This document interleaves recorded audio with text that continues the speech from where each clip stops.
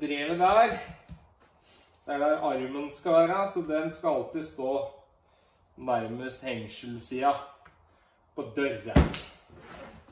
Nå må jeg løste selve automatikken fra monteringsplata.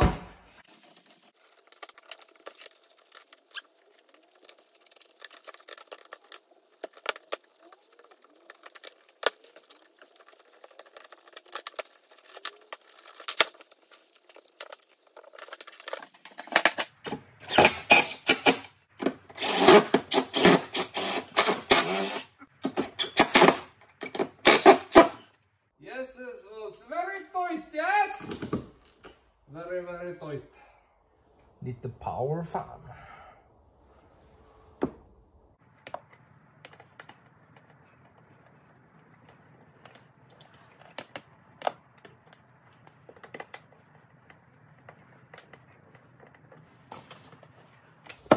Da er det bare ørtkabelen igjen.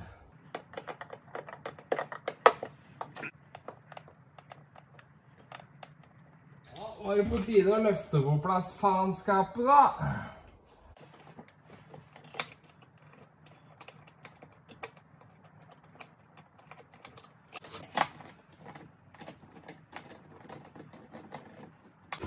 La.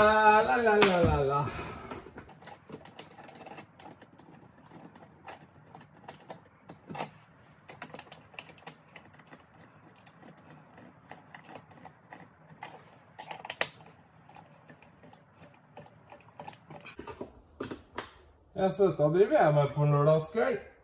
Moro. Da kobler vi på strømkabelen. Å faen da. Jeg har sagt det før, vil jeg ikke så skal jeg. Sånn, jeg vant. Så setter du på disse programmeringsplinkerbong. Eller hva svarte det het for noe? Det må nummereret være her og oppe her.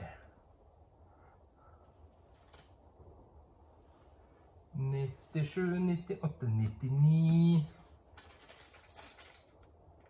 57, 57A.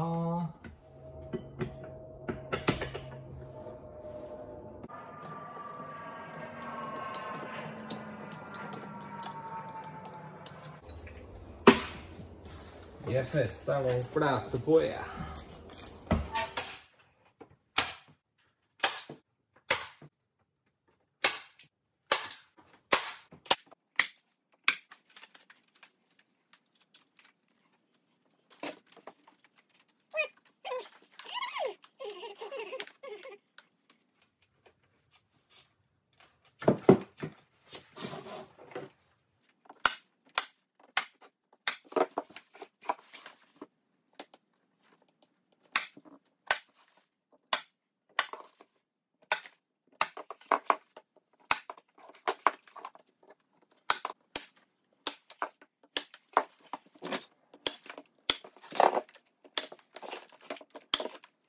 Koble gul, grønn på relé nummer 1.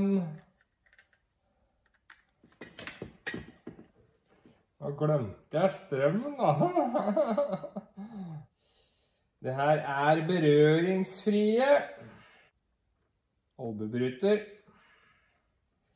Den må ha strøm.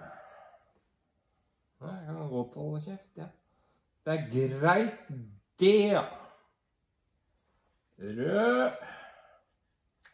Pluss. Yes.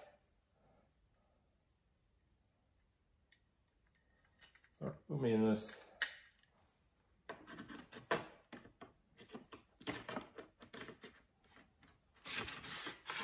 Black is the light sinking in stables and stues. Aha, aha, aha, aha. Dette er kabelen som kom fra elektriske sluttstykket. Der skal vi ha rød-svart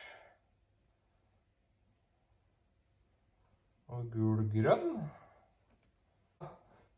De ledningene som blir til overs, de klipper vi ikke av tilfelle det blir brudd i noen andre kabler. Man slipper å strekke kabel på nytt, ikke sant?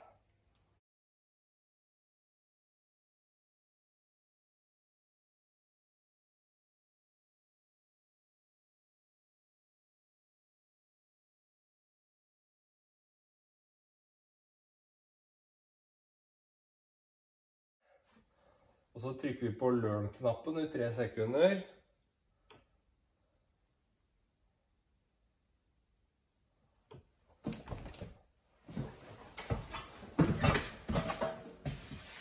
Nå går døra et læreløp.